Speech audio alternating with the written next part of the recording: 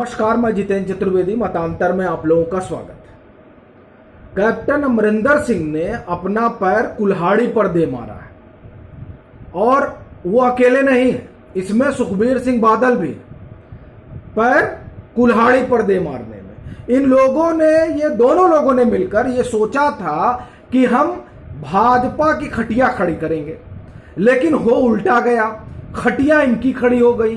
अब वो देखिए आप कैसे, आप ये देखिए कि वहां पर 3 महीने तक रेल पटरी पर धरना जारी रहा और उसका समर्थन न सिर्फ कांग्रेस ने बल्कि अकालियों ने की। अच्छा, अकाली तो पहले अकालियों ने ये बिल पास करवाया, उसको कानून बनवाया, और जब पंजाब में इसका विरोध देखा और 2022 का जो चुनाव है वो देखा, तो इनको लगा कि नहीं, अब यहां से निकलना चाहिए और जो है उस आंदोलन के साथ मिल जाना चाहिए, अब यहां रहने से कोई मतलब नहीं है। तो इन्होंने समर्थन वापस ले लिया। अब मजेदार बात है कि कानून पास हुआ तब तक ये लोग थे, जब अब भाग गए, वहां भाग इस चक्कर में गए कि भाई जो है वहां पर उनकी अपनी पंजाब की पॉलिटिक्स सही है, उस पॉलिटिक्स में हाशिए पे चले जाएंगे, इनके दिमाग में ये था, तो ये वहां पहुंच गए। और इधर कैप्टन साहब के दिमाग में ये था कि ये जो किसान आंदोलन को हवा देंगे, उस हवा देने से सेंटर पर दबाव बनेगा। और ये देखिए, ये दबाव मैं बहुत पहले से इस बात को समझ रहा था, लेकिन इस बात पर ज्यादातर जो राजनीतिक विश्लेषक हैं वो ध्यान नहीं दे रहे थे। दरअसल ये जो दबाव कैप्टन की तरफ से बन रहा था, इसके 2 कारण थे।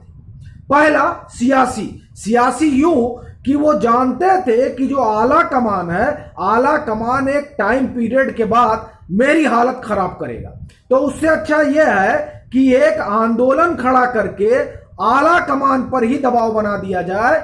और दिल्ली पर जब आप ये किसान आंदोलन खड़ा होगा और दिल्ली पर दबाव बनेगा, तब आला कमान ये सोचेगा कि नहीं, इसको ये तो काम ठीक कर रहा है, ये हमारा ही काम कर रहा है। एक उनके दिमाग में ये रहा होगा।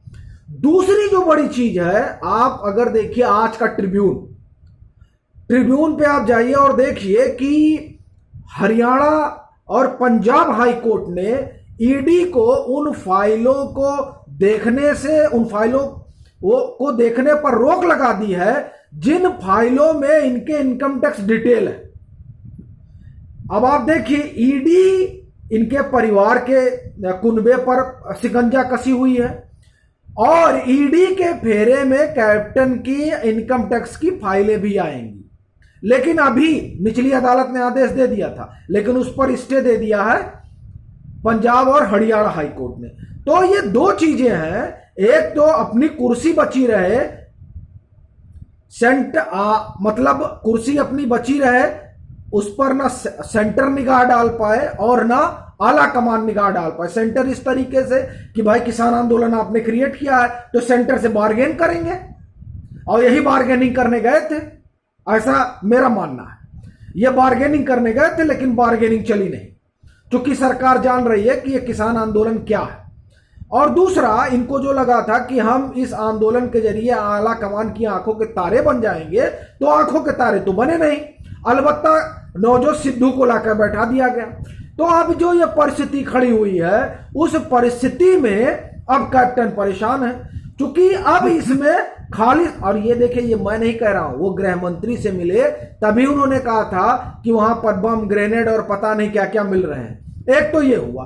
दूसरा, जो आंदोलन इन्होंने खड़ा करवाया और किया, इन्होंने, आप ये देखिए, पहले तो मैंने बताया कि लोग, आप लोग भी जानते हैं कि ये बैठे हुए थे रेलवे ट्रैक पर, 3 महीना वहां बैठे, इन्होंने वापस ले लिया, विधानसभा का विशेष सत्र बुलाया और तीनों कानूनों खारिज कर दिया और कहा जाइए आप लोग दिल्ली जाइए, अब दिल्ली में करिए।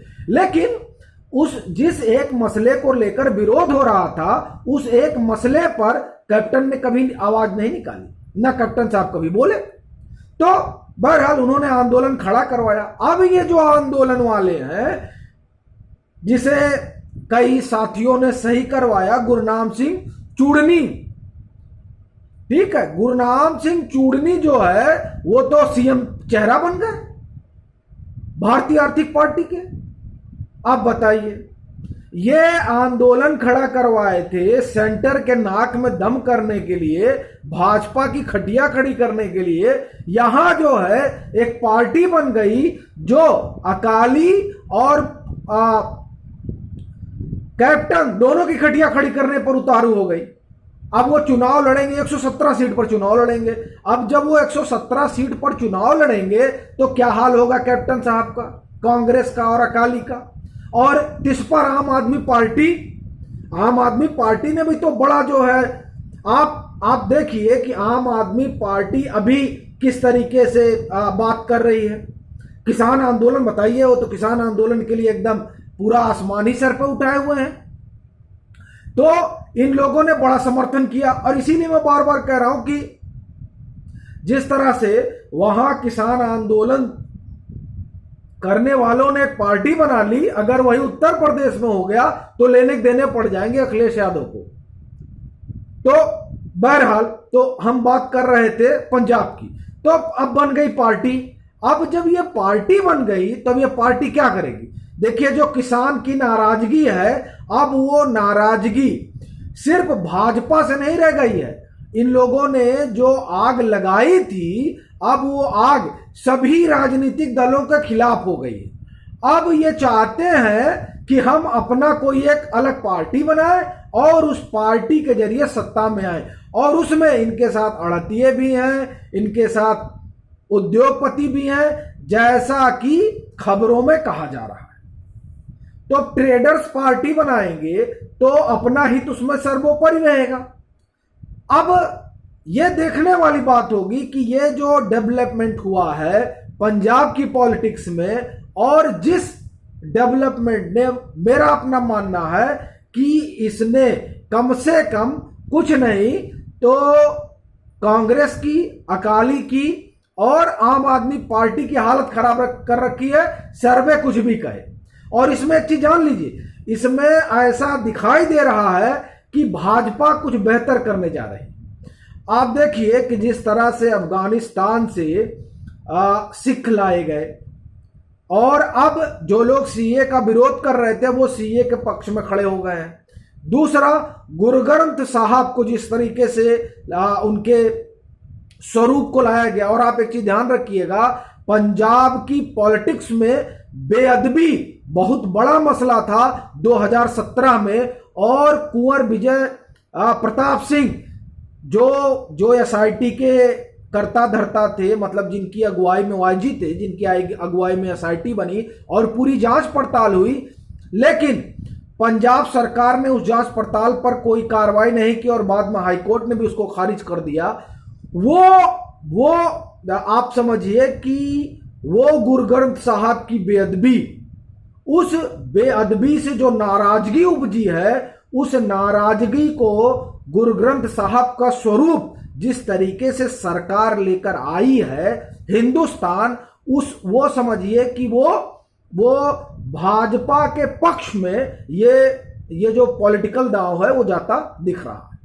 आप इसे और कुछ भी नाम दीजिए, अगर आपको इस नाम पे आपत्ति हो। मैं ये नहीं कहूंगा कि वो पॉलिटिक्स के तहत लाया गया, वो तो चूंकि जरूरी था, वो उनकी आस्था का विषय है, एक बड़े समुदाय की आस्था का विषय है और ये सरकार की जिम्मेदारी है। लेकिन मेरा ये कहना है कि ये सब होने के बाद भी जो गुरु ग्रंथ साहब का स्वरूप आया, इसका एक अलग इंपैक्ट पड़ेगा इलेक्टोरल पॉलिटिक्स पर पंजाब की।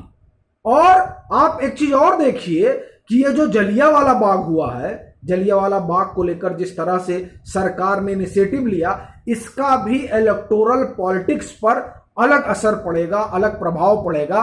और फिर मैं यही कहूंगा कि जो आंदोलन कांग्रेस द्वारा पोषित और अकालियों द्वारा आप ये कहिए कि सींचा गया और आम आदमी पार्टी के द्वारा उसमें हाथ सेका गया, वो लोग ये भूल रहे हैं कि भले से वहां पर एक किसानों का बड़ा हुजूम है, लेकिन उस हुजूम में भारतीय जो आर्थिक पार्टी बनी है, कहीं उसके कार्यकर्ता तो नहीं है, कहीं बेकेयू के तो कार्यकर्ता, भाजपा और भारतीय किसान यूनियन के तो कार्यकर्ता नहीं है। और अगर ऐसा है तो आप ये मान लीजिए कि इन लोगों ने